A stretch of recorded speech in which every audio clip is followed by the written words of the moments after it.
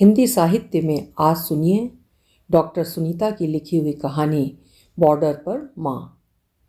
Doctor Sunita शिक्षा, साहित्य, कला के विविध पक्षों के प्रति सजग हैं।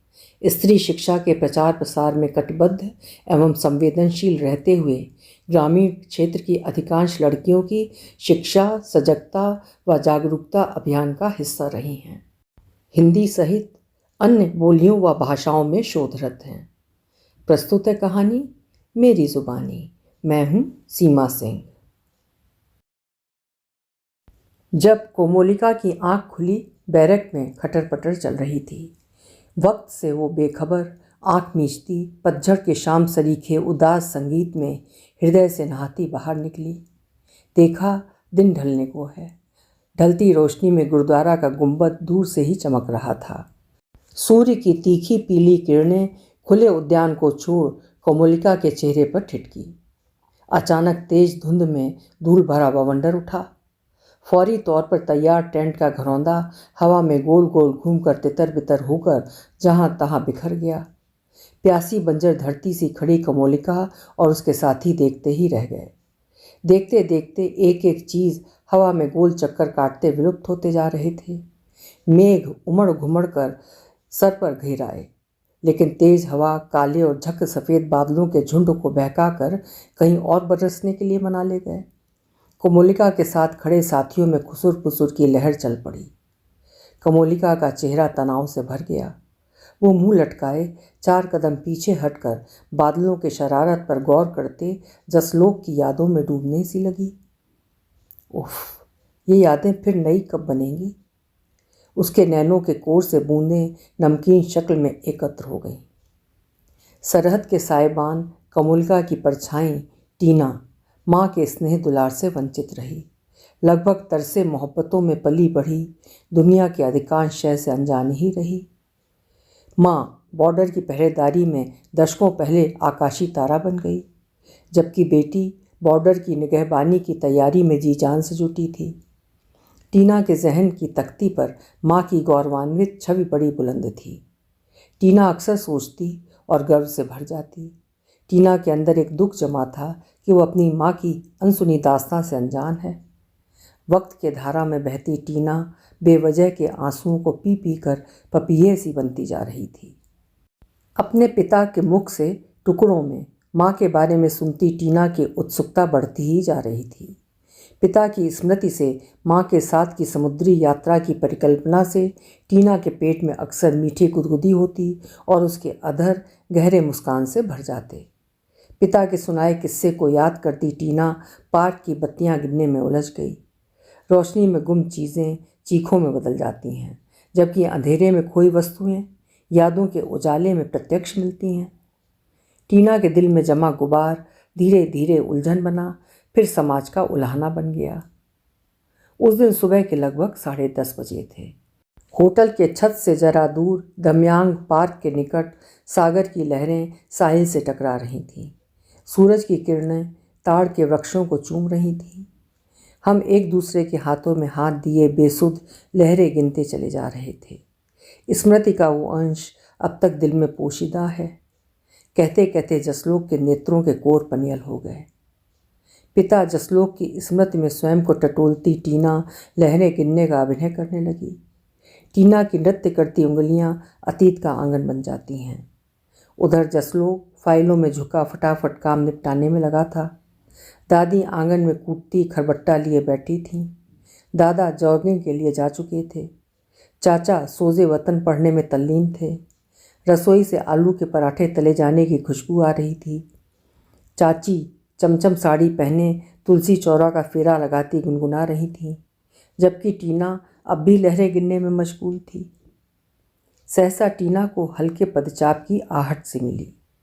सागर के शजर से नज़र हटाकर देखा, एक परछाई करीब से गुजरी है, जिसकी पीठ का आकर्षण चेहरा देखने के लिए विवश कर रहा था। टीना अपनी जगह से उठने ही वाली थी कि वो साया पल में विलीन हो गया। उलझी उलझी टीना बुदबुदाई, चाची ने चौराहा के चारों तरफ लेपन से बड़ा घेरा बना दिया है। पौधे का दम घुट रहा होगा। आज पक्का उनको प्रकृति पाठ पढ़ाऊंगी।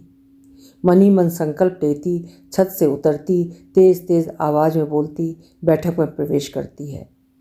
पापा पापा, कल हमारा विदाई समारोह है, अब हम विदा होंगे। आप सुन रहे हैं ना? हाँ, सुन रहा हूँ, फाइल में झुका जसलोक उत्तर देता है। आपको देखकर लग नहीं रहा है।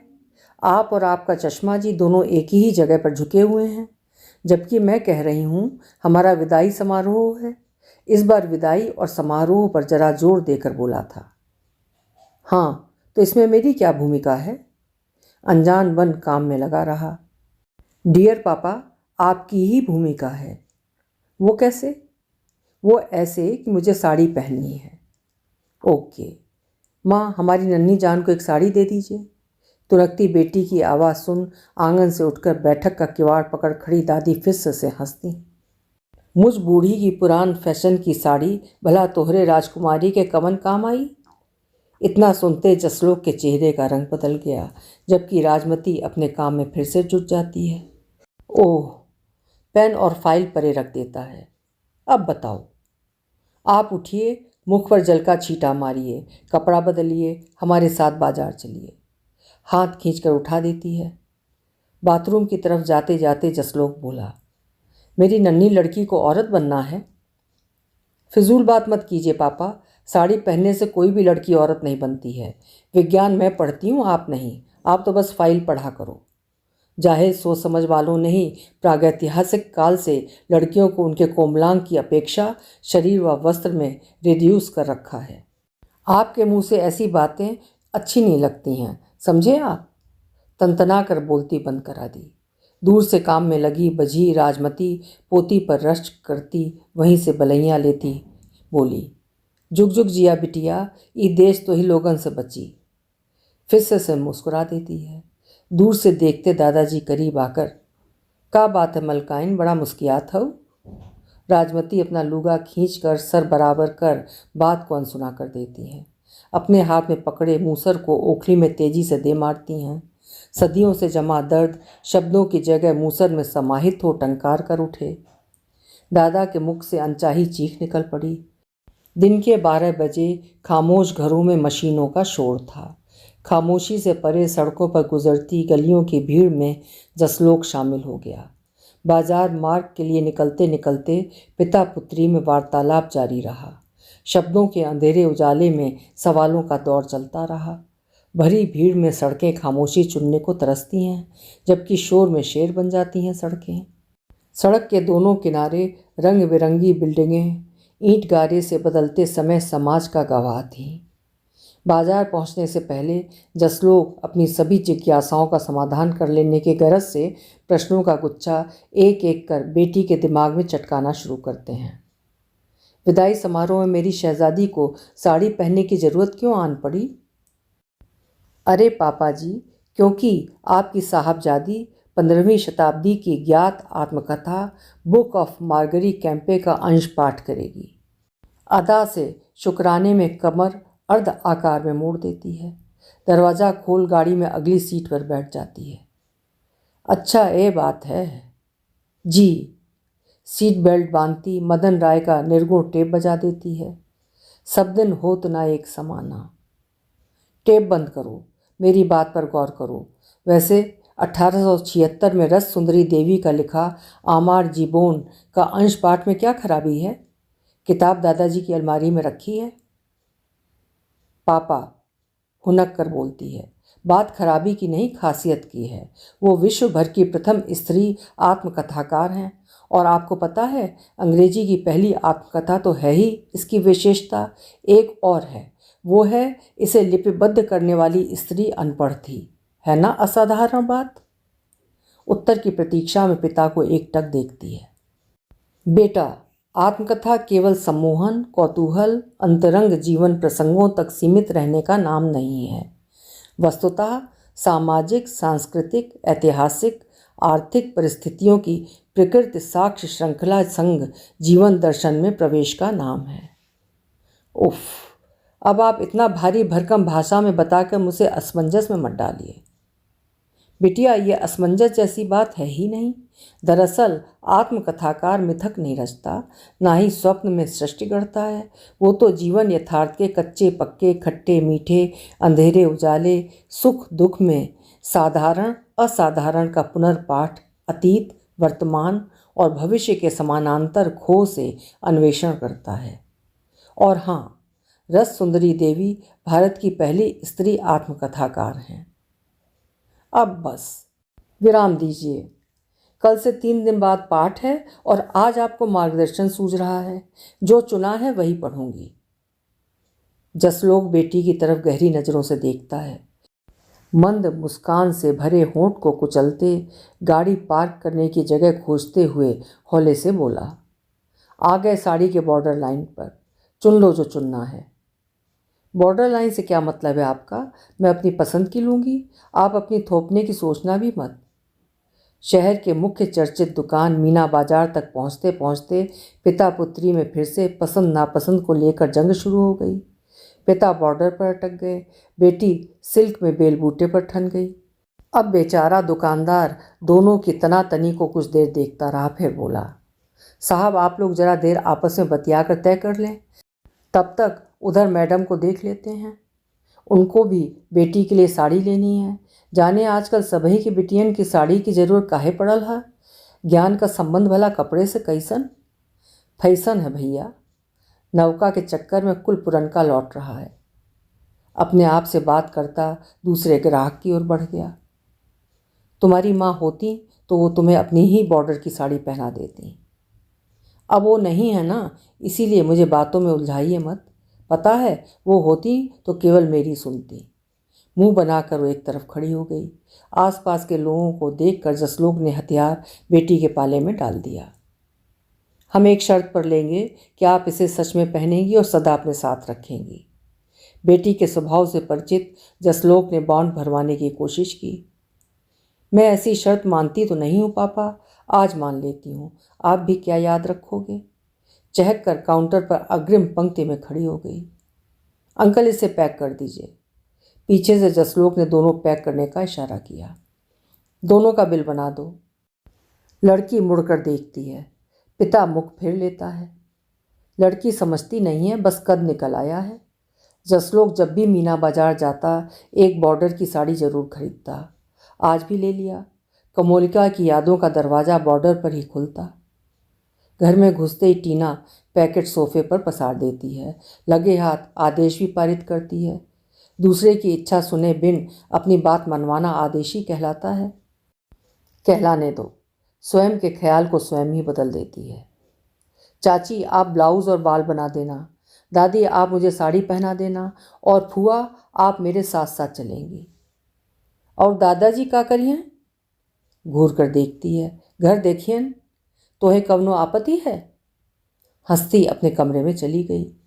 पीठ पर आंख होती तो देखती कि उसकी मुस्कान सबके लिए कितनी कीमती है, जबकि वो कभी कभी हंसती है।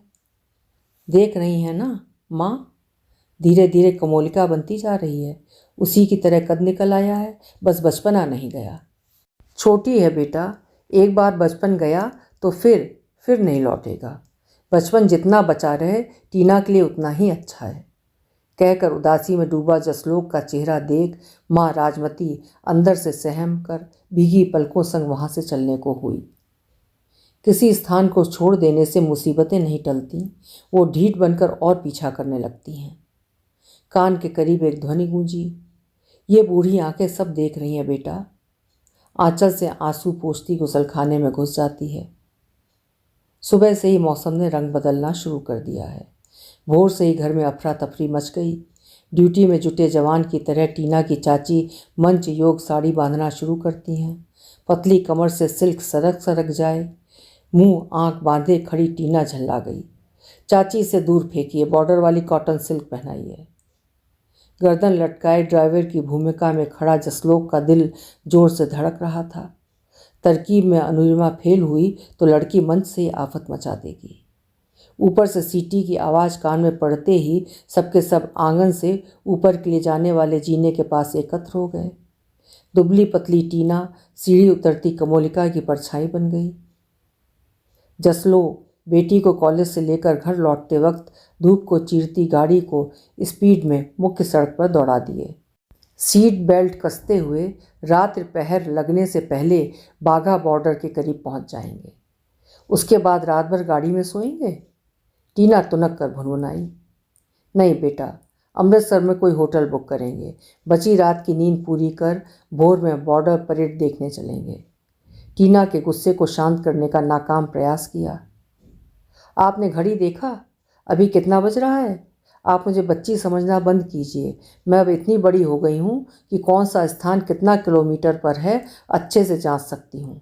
और हाँ, आगे से मुझसे ऐसी चिकनी चुपड़ी बात भी मत करना। खाम का मेरा कीमती वक्त बर्बाद होता है। बेटी की नवाबी और भोली भाली बातें सुनकर जसलोक मुस्कुराया। अरे रे रे रे, मेरी नन्ही सी नकचड़ी औरत इतना क्यों भड़क रही है? साड़ी पहनते कमोलिका जैसे बोल रही हो, जैसे आपको आपकी गलती पता ही नहीं है। माँ के आंचल में सच को न गठियाइए, समझे आप? खिजिया कर ठक ठक करती दूसरे तल के अपने कमरे में घुस कर किवाड़ बंद कर लिया। खुले छत पर एक कमरा, कमरे के चारों तरफ पौधों की रंग बिरंगी बहारें। बहारों से बेखबर गुसियाई टीना टप टप आंसू बहाती दूसरी फुआ को फ़ोन मिलाने लगी। लैंडलाइन का चोगा खड़ खड़ की आवाज़ कर कट गया। लंबी बीप की आवाज़ आई। टीना ने टेलीफोन को धक्का देकर परे उछाल दिया। ऊपरी शोर से जसलोक डरा, किंतु सीढ़ी चढ़ने की हिम्मत नहीं जुटा पाया। जीना का रेलिंग पकड़ तनिक देर के लिए वहीं गुमसुम खड़ा सोचता रहा। ये लड़की बिल्कुल अपनी माँ पर गई है। वो भी एक नंबर की जिद्दी थी। एक बार ठान लेती थी तो किसी की बिल्कुल भी नहीं सुनती थी। मेरी मानी होती तो आज हम साथ साथ होते। अतीत की खिड़की से लटकता फोटो फ्रेम हवा के झोंके से हिला। हल्की आवाज़ से जसलोक चिहुक कर खिड़की के करीब जाकर सूनी सड़क की धड़कती सांसों को सुनने लगा। पीछे से टीना ने फिर शोर मचाया। अभी तो आप कह रहे थे चलो चलते हैं, और अब खिड़की के जानिब खड़े हो गए। आपकी आदतें अच्छे से समझती हूँ। जसलोक सिर्फ मुस्कुराता है, अपनी गदोरी बेटी के गाल पर रखकर भीगी पलकें मूंद लेता है। बेटा, आप नहीं समझोगे। समझाइए ना। आप सबने ही मुझे अभी तक बच्ची समझ रखा है, जबकि मैं डे 1 से काफ़ी बड़ी हूँ। बिटिया, जब माँ मेरे संग ब्याह के आई थी तब मैं 21 साल का था। तुम्हारी माँ 20 साल की थी। 18वें साल में सेना में भर्ती हो गई थी। ऐसे रिष्ट पुष्ट देह दृष्टि वाली लड़की से मेरी दोस्ती होने में 5 साल बीत गए। वो 5 साल की टीस अब तक बची है। काश पहले दिन मित्रता कर लेता तो उसे थोड़ा और जीने का मौका मिल गया होता। सोचकर जसलोक चुपचाप रो दिया। बेटी कांधे से लिपटी देर तक झूलती रही। उन्हें या आपको पापा? दोनों को। हल्की सर्दियां शुरू हो चुकी थीं। बहारों से भरे दिन रात ऋतुओं की दूत बन मेरी जिंदगी में कमोलिका ने प्रवेश किया। डोली पर लिखा था, दुल्हन वही जो पिया मन भाए, दूल्हा वही जो दिल से रिश्ता निभाए। ये पंक्ति मेरा जीवन दर्शन बन गया। कोमोलिका का जैसा नाम था वो वैसी ही कोमल कंचन काया की मलिका थी। मेरे दिल में एक गीत हर वक्त बजता, मारे कटारी मर जाऊं। मैं आज तक धरती पर बोझ हूँ, जबकि कोमोलिका काल चक्र में जाने किस लोक में गुम। लंबी दास्तानें देह तोड़ देती हैं, निगाहें पथरा देती हैं, और तो और जुबान भी अंदर घुट जाता है। पापा, एक बात पूछें? हाँ बेटा। माँ की मौत कैसे हुई? प्रश्न नहीं, हथौड़ा था जो जसलोक के जहन पर धम्म से पड़ा। वो सकपका गया। पिता पुत्री की बात सुनती दादी दादा चाचा चाची, रसोई में चिंता फुआ के साथ कीरत आंटी, सबने एक साथ अपने अपने मुख पर गदोरी रख लिया। ओइसा ई बिटिहन आज का पूछ देहलस रे बप्पा। घर के सभी लोगों का चेहरा और आवाज़ दोनों से टीना की उलझन बढ़ गई। अंदर ही अंदर सोचने लगी, अब मैं 21 साल 3 माह की हो चुकी हूँ। हर बात ठीक से समझती हूँ। बावजूद मेरी माँ के बारे में नाना नानी, मामा मामी, मौसी मौसा, फूआ फूफा, चाचा चाची, चचेरे ममेरे भाई बहन, दोस्त मित्र पड़ोसी क्यों कुछ नहीं बताते हैं? जब भी पूछने की कोशिश करती हूँ टाल देते हैं, अनाप शनाप कहानियों में उलझा देते हैं। आखिर मेरी माँ के साथ ऐसा क्या हुआ था जिससे सबको सदमा लग जाता है? घर के एक एक सदस्य को झिझोड़ कर पूछना चाहती है टीना, लेकिन मन में गुड़ मथ कर वहाँ से चुपचाप उठकर दरवाज़ा खोलकर खाली मैदान की तरफ चल दी। पत्थर बना जसलोक सीने पर हाथ रख उठा, गाड़ी की चाबी लिया और निकल पड़ा। रोज़ रोज़ उन्हीं जगहों पर जाता जिन जिन जगहों से यादें जुड़ी थीं। बेटी बेयाद सयाद में भटकती। जसलोक घर के पूरब में स्थित राजा के बाग में जाकर चबूतरे पर बैठकर जीवन के एक एक पन्ने को पलटना शुरू करता। मेरी जिंदगी शेक्सपियर के नाटक कॉमेडी ऑफ एरर्स के जैसी बनती जा रही है। ऊहा-पोह का जंग खत्म होने का नाम ही नहीं ले रहा है। चबूतरे पर बैठे बैठे जसलोक गहरी नींद में खो गया। टीना बाग से जरा देर में लौटी। पापा पापा आप किधर हैं? चलिए ना, मम्मी की आखिरी पोस्टिंग राउंड की ओर चलते हैं। उसकी हड़बड़ी से घर में सब लोगों का चेहरा खिल गया, जबकि तनिक देर पहले सब भैंसे काँप रहे थे। आखिर इस नन्ही जान को सब कैसे बताएं? बिटिया पापा बाहर गए हैं, आते ही आपको ले जाएंगे। चाचू चलिए पापा के पास चलते हैं। अब मुझे कैसे पता कि भैया कहाँ हैं? चाचा अंकुश ने मुंह बनाया। मुझे पता है कि पापा कहाँ मिलेंगे। टीना की बातें सुनते ही सबने एक दूसरे के मुख को देखा। ओके ठीक है, चलो मेरी झांसी, गले की फांसी। चाचू आपने मुझे फिर चढ़ाया? मुझे नहीं जाना आपके साथ, मैं बाबा के साथ पैदल जाऊंगी। टीना का टका सा उत्तर सुन अंकुश के होश उड़ गए। अनुरिमा रीडिंग टेबल से ही मुंह चिढ़ाती है। अरे मेरी झांसी, ओ सुन तो, लो कान पकड़ लिया, अब चलना। कान पकड़े चाचा को देख टीना खुलकर हंसती। घर भर में मोगरा का खुशबू फैल गया। ये धरती इसलिए खूबसूरत है क्योंकि बच्चे प्रकृति के सहचर होते हैं। दादी राजमती आटा का लोई लेकर पराठा बेलने लगी। तो लोग तनी तखत चिकन करा, थरिया प्लेट सहियारा, आज हम अपने हाथ का पराठा खिलाइब सबको। इतना सुन छोटी बहू फुआ और कीरत काकी हंसती। आज अम्मा बिटिया पर रीझ गई हैं, बड़ी दीदी होती तो उनका भी जी खुश हो जाता। सब कुदरत की माया है, कहीं धूप कहीं छाया है। ससुर ने सुर छेड़ा। ओ बाबूजी, किसी दिन हम सबका हार्ट फेल हो जाएगा, भला खिड़की ओ पार से कौन ऐसे उत्तर देता है?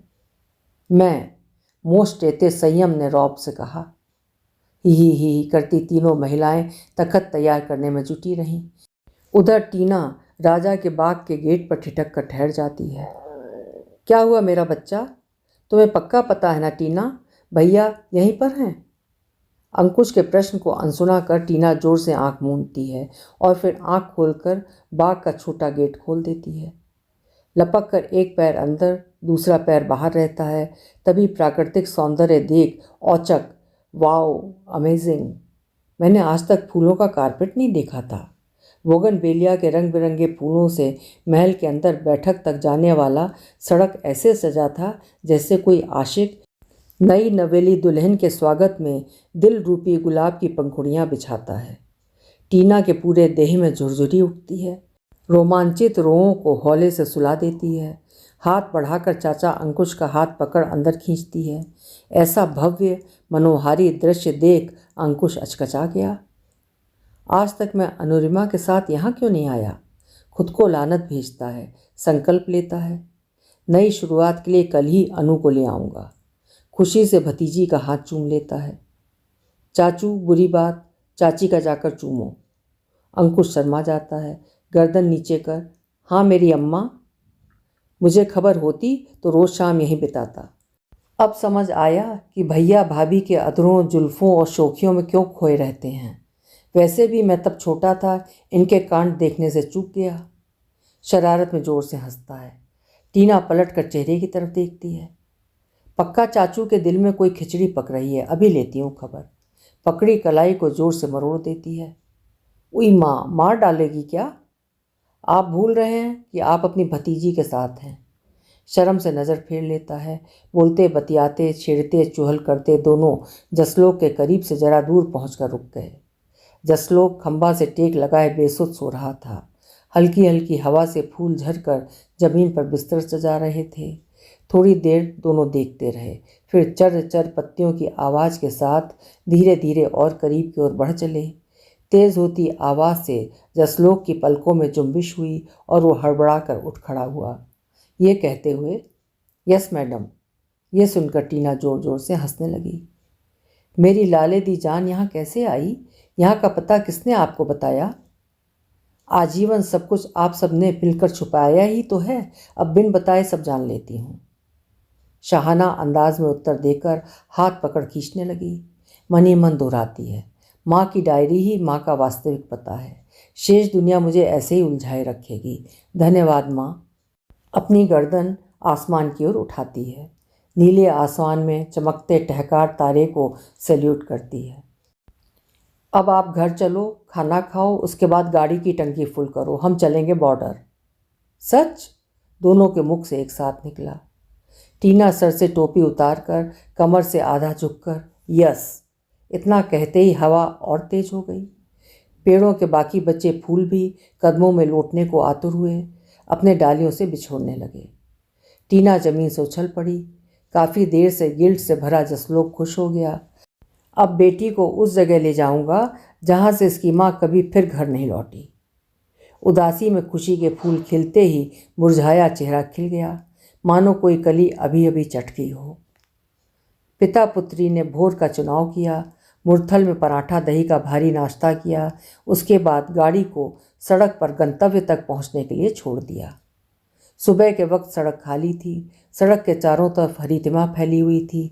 सन्नाटे से साए साए की ध्वनि आ रही थी। जगह जगह सड़कें टूटी हुई थीं, जो एक तरह का स्पीड ब्रेकर साबित हो रही थीं। उन्हीं विघ्न बाधाओं के बीच जसलोक टीना को कमोलिका की जिंदगी की कहानी से राब्ता कराता चल रहा था। जब तुम्हारे आने की खबर महकी, तब मैंने कोमोलिका से आग्रह किया, जिरह किया, फिर सख्ती से पेश आया। मेरा हर प्रयास निस्तेज रहा। कर्तव्य परायण तुम्हारी माँ 3 दिन से लेकर 8 माह 10 दिन तक बॉर्डर की ड्यूटी पर रही। इतना बोलकर चुप हुआ ही था कि टीना बोल पड़ी। उसके बाद पापा? उसके बाद हमारे बीच थोड़ी तनातनी बढ़ गई। फ़ोन पर एक दूसरे का हाल पूछने के बजाय गुस्सा निकालते। तुम्हारी माँ की जिद थी कि तुम छुट्टी लेकर कुछ दिन के लिए बॉर्डर साइड रहने आ जाओ, और मेरी जिद थी कि जब तक बच्चे का जन्म नहीं हो जाता तब तक घर में रहो। माँ नहीं मानी ना? कतई नहीं। आपको माँ से लड़ना नहीं चाहिए था। मुझे भी अब यही लगता है। मुझे मन से बोलकर गाड़ी का शीशा नीचे सरका देता है। बाहर की सर्दी अंदर किस खुशी में भर रहे हैं, फौरन बंद कीजिए। अंदाज में सख्ती से जसलोक चकित हुआ। कोमोलिका भी कभी कभी ऐसे ही आदेश के अंदाज में बोला करती थी। मैं कहाँ पैदा हुई थी? बूझते जसलोक को टीना यादों की तरफ मोड़ ले जाती है। बेताबी में गाड़ी भी तेज रफ्तार से बॉर्डर की तरफ बढ़ा देता है। जहाँ पैदा हुई थी वहीं तो चल रहा हूँ। मतलब ये कि आपका जन्म बॉर्डर बैरक में हुआ था। साथ के सिपाही बताते हैं दीपावली करीब आ रहा था। बॉर्डर पर गश्ती बढ़ गई थी। चेक पॉइंट पर सख्ती का आदेश जारी हो चुका था। जिस दिन तू पैदा हुई उस दिन तुम्हारी माँ महिलाओं की चेकिंग बैठकर कर रही थी। बैठी स्त्री की चेकिंग अधिकांश साथी सिपाही समझ रहे थे, लेकिन मुसाफिरों को लग रहा था कि सैलरी लेती है और बैठकर फॉर्मेलिटी कर रही है। 2 युवा स्त्रियां इसी बात पर झगड़ पड़ीं। एक का कहना था कि बेगारी कर रही है। दूसरी युवती यंग थी। उसका मानना था कि 12 से 18 घंटा खड़े रहना सरल नहीं, थक गई होगी, बैठना लाजिम है। उसका चेहरा देखा है? अब ज़्यादा दया की देवी मत बनो, इन्हें तुम जानती नहीं। हाँ हाँ, क्यों नहीं। ड्यूटी वाले भला ड्यूटी का मर्म क्या जाने। आपको तो सिर्फ बोलना है। 6 घंटे की ड्यूटी में 4 घंटे कुर्सी तोड़ना है। धीरे धीरे उनका झगड़ा सोशल स्ट्रेचर बनने लगा। पीछे भीड़ बढ़ने लगी। अलग अलग पंक्ति में खड़े लोग तमाशा देखने लगे। तुम्हारी माँ को कुछ तो करना ही था, क्योंकि वो ड्यूटी लाइन पर थी। उसे मजबूर होकर उठकर ही उनका झगड़ा सुलझाना था। तुम्हारी माँ को एक झटके से उठना पड़ा, जिसका नतीजा ये निकला कि उसी वक्त खून का थक्का बह चला। बॉर्डर से हॉस्पिटल दूर था, इसलिए बैरक में मौजूद डॉक्टर ने माँ और बच्चे को बचाने की कोशिश शुरू की, जिसका परिणाम ये रहा कि गायनेक स्पेशलिस्ट ना होते हुए भी डॉक्टर ने तुम्हें बचा लिया। खुशी में जश्न शुरू कर दिया। सैनिकों के पास खुशी के मौके कम आते हैं, इसलिए वो हर छोटी बात पर झूम उठते हैं। ये तो तेरे आने की खबर थी, ऐसे में भला जश्न कैसे ना होता। इस बीच कमोलिका का दर्द बढ़ता रहा। चीख को अंदर जज्ब करती रही। अंततः असहनीय दर्द को अपने रौबीली आवाज़ में दबाकर बोल पड़ी, डॉक्टर, मेरे बेबी को मेरे पास ले आओ और मेरे बहते रक्त को रोको। हालांकि हेडक्वार्टर से लेडी डॉक्टर चल चुकी थी, वो वायरलेस से ज़रूरी इलाज हेतु हिदायत देती जा रही थी। अपने क्षेत्र का विशेषज्ञ स्त्री शरीर विज्ञान का नौसिखिया डॉक्टर बताए नियम को लगातार फॉलो कर रहा था। थोड़ी शर्म, थोड़ी झिझक के बाद भी वो 2-3 घंटे मैराथन प्रयत्न के पश्चात चैन की सांस लेता है और कहता है, मुझे माफ़ करें, मैंने काफ़ी वक्त ले लिया, लेकिन मैंने अपना बेस्ट देने की कोशिश की है। I hope you are well. फीकी मुस्कान से अधरों ने चेहरे को हल्का किया। ओह यस, अब सब ठीक है। लेडी डॉक्टर के आते ही सब ठीक होगा, डोंट वरी। मैंने आज तक इतनी बहादुर लेडी नहीं देखी। ग्लव्स उतारता आगे बढ़ गया। आपकी माँ ने डॉक्टर को झूठा आश्वासन देकर तुम्हें अपनी गोदी से लगा लिया। गाल से गाल, होंठ से होंठ, हाथ से हाथ, पैर से पैर मिलाकर जैसे ही तुम्हारे ललाट को चूमा, कमोलिका की सांस उखड़ने लगी। तू बगल में लेटी अपनी पूरी ताकत से चीख चीख कर रो रही थी। अचानक से जसलोक ने गाड़ी की स्पीड ही कम नहीं की, बल्कि तेज ब्रेक के साथ बीच सड़क पर गाड़ी भी रोक दी। पापा, पापा, गाड़ी साइड लगा लो। फिर पिता पुत्री दोनों दहाड़ कर रो पड़े। औचक बाहर ठंड में हल्की बारिश शुरू हो गई। ठंड बढ़ने लगा। कोहरे का अंदेशा जान जसलोक ने अंदर से हिम्मत बांधी और गाड़ी फिर सड़क पर डाल दी। बॉर्डर की ज़िंदगी दूभर होती है। मैं बॉर्डर कन्या कभी माँ की सूरत देख ही नहीं पाई। पनाह मांगती हवाओं के आगे हाथ जोड़ती टीना अंदर की टीस आसमान को सौंप देती है और हमेशा के लिए बॉर्डर लाइन को लाइफ लाइन बनाने का संकल्प ले लेती है। अभी आप सुन रहे थे डॉक्टर सुनीता की लिखी हुई कहानी बॉर्डर पर माँ। आपको कहानी कैसी लगी कमेंट सेक्शन में ज़रूर लिखिएगा। कल फिर मिलेंगे। आपका समय शुभ हो, मंगलमय हो।